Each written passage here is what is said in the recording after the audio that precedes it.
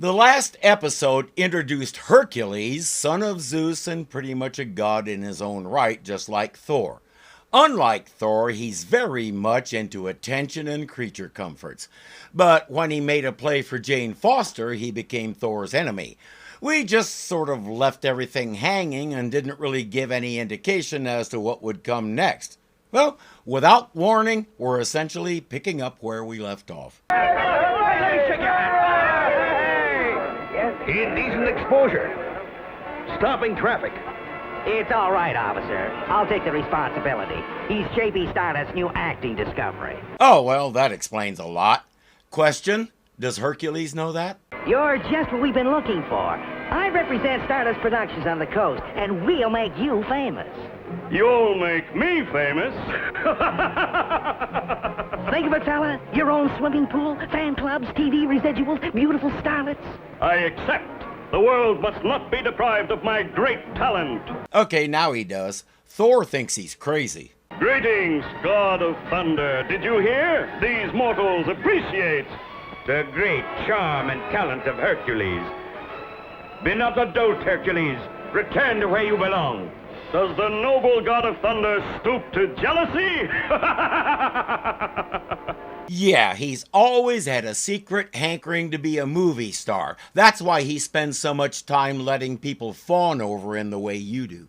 For those words of insult, I challenge you.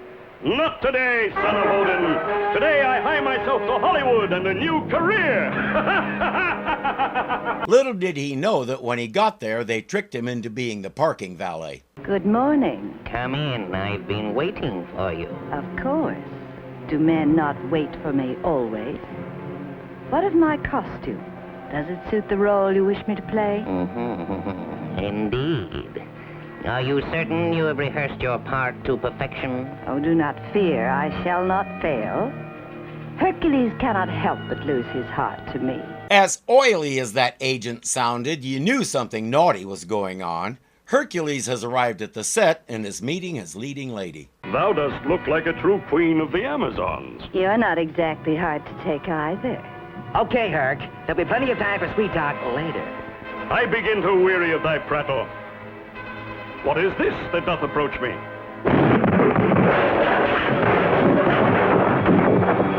This is your screen test, Hercules. It's a big robot intended to test his strength and skill. It doesn't take him long to disassemble it. Later, they throw a big feast for him. There's just one detail they need to take care of. If you will just sign this contract. A mere formality, of course. But what nonsense is this?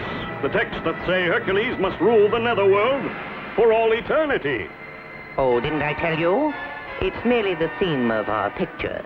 According to the plot, you conquer the netherworld by defeating Pluto, and I remain at your side all the time. That's good enough for Hercules. He puts his thumbprint on the document. I've won! After all these ages! You signed it willingly. An Olympian contract which never can be cancelled. I'm free at last. I'm free! Thy voice, thy demeanor, they have changed. Oh, you noticed. That's because he's no more a movie agent than Hazel is. He's Pluto, the ruler of the netherworld. Until now. And the lady? Hippolyta, queen of the Amazons. Hippolyta, the one you spurned those centuries ago. The one who swore she'd have her revenge. You are undone, Hercules! Doomed to rule the accursed netherworld forever! Nay, not I, not the son of Zeus. You have no choice, Hercules. You signed the Olympian contract. And you even read it first. Sorry, Herc, but you screwed yourself. Pluto opens the floor to reveal an endless staircase down to the netherworld, Hercules' new home. But he won't go quietly. Release the Titan warriors!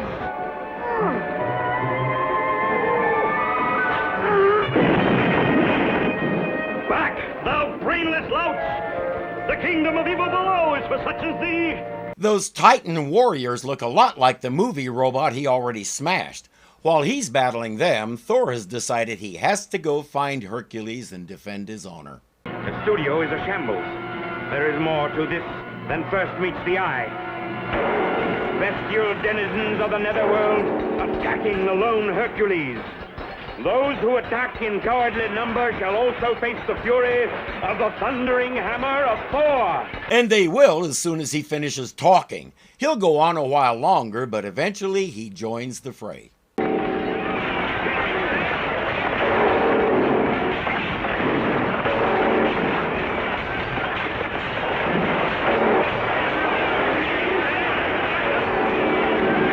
I'm not even going to try and talk about the sound effects. Most of these scenes were lifted right out of the comics, and I'm really glad I wasn't the one who got to draw all that stuff.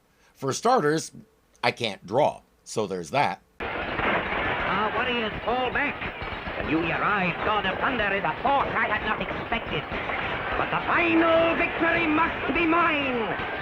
Therefore, we shall take our case to the one being who can force the Prince of Power to obey. That would be Zeus, Hercules' dad and Pluto's brother. In the Roman version, Zeus did accept his son, but his wife Juno didn't. She tried many times and many ways to kill him. Lucky for Hercules, she doesn't figure in the Marvel version of the mythology. Suddenly, the grim figure of Pluto, Prince of Darkness, takes shape. Let all attend my words. No longer need Pluto remain in the Stygian depths. Silence, thou prince of deceit! Hast thou forgotten thy sentence? 'Tis you who have forgotten, my lord. There was one condition in the contract. If I could find an immortal who would consent to replace me in the netherworld, I would then be freed. That's what you get for leaving a loophole, Zeus. Don't do that. Marvel seems to have made this up. I can't find a single reference to Pluto or Hades being exiled to the underworld for whatever reason. In all the mythology where he appears, it's his job. That's it. And he's okay with it, except he got lonesome and decided to kidnap Persephone. But that story doesn't even exist in the current universe. When Pluto shows Zeus the contract, even Zeus can't do anything. Hercules blew it.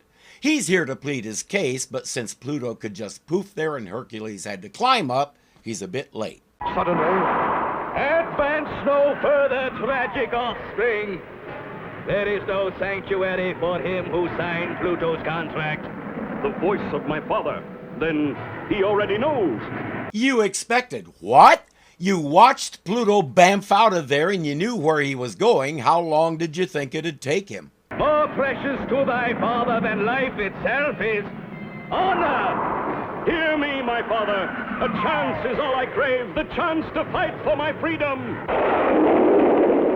If freedom be wish, find ye one who will fight in thy stead. Well, shucks, I wonder who that could be. It is not fit that one so valiant be doomed, with none to be his champion. faster than the speed of light, the immortal Avenger whirls into space and soon arrives at Olympus, where his destiny awaits him. What a remarkable turn of events. Zeus has pronounced judgment and the minions of the netherworld are trying to grab Hercules and drag him down, but they're having a bit of difficulty since he's stronger than the lot of them combined. The god of thunder shall battle to save Hercules. Thor, thou art from Asgard. What causes thee to risk thy life for an Olympian? He was not beaten in fair combat. If thou shouldst find defeat at the hands of my warriors, then Thor must take the place of Hercules as ruler of the dreaded netherworld for all eternity. Hold on, Zeus didn't mention that part. Let me see that contract again. Pluto transports Thor to the netherworld and sets his armies on him. Stand fast, interloper. I be Cerberus, guardian of the depths. You're missing a couple of heads, Cerberus, not to mention your tail. Cerberus was a dog. And by the way, if you've ever been on any social media, you probably saw the write-up about what the word Cerberus means. It ends with the statement that Hades named his dog Spot. It's funny, in fact it's too funny to be true. The vast majority of language people say it's wrong. We don't know what it means, but we do know it didn't look like this guy.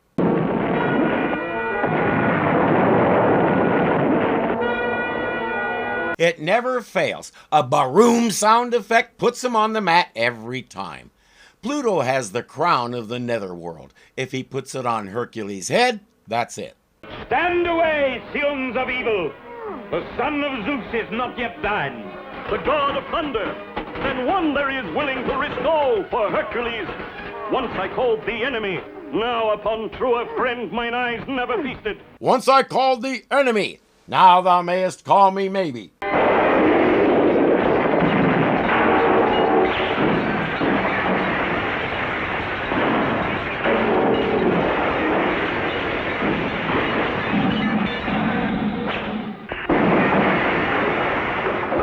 To use a Radar O'Reilly term, he's shambolizing the place. The lever he grips.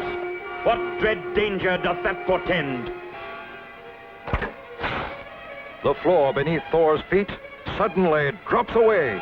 Swiftly he is lowered and rendered helpless. He's in a bell jar. That's supposed to make him helpless? Hammer freed him with one single blow. Yeah, when a hammer and glass meet, the glass often loses. Thor is on a rampage. Nothing Pluto throws at him is even slowing him down. Enough! Let the combat cease.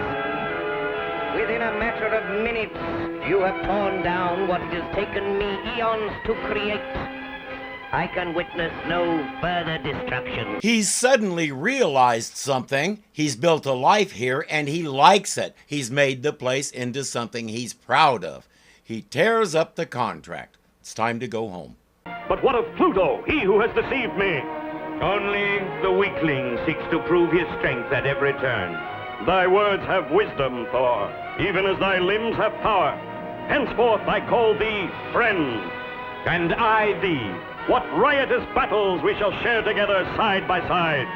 My hammer swings only for justice, never for the thrill of battle alone. No probalo. Hercules is glad to handle that part. Hercules did join the Avengers for a while, and then I went off to college and lost track of him. As far as I know, he never got over that arrogance and was always on the lookout for better ways to pamper himself. He often got on Thor's nerves, but Hercules just smiled because that was an extra benefit he hadn't expected. Cross the rainbow bridge of Asgard, where the booming heavens roar.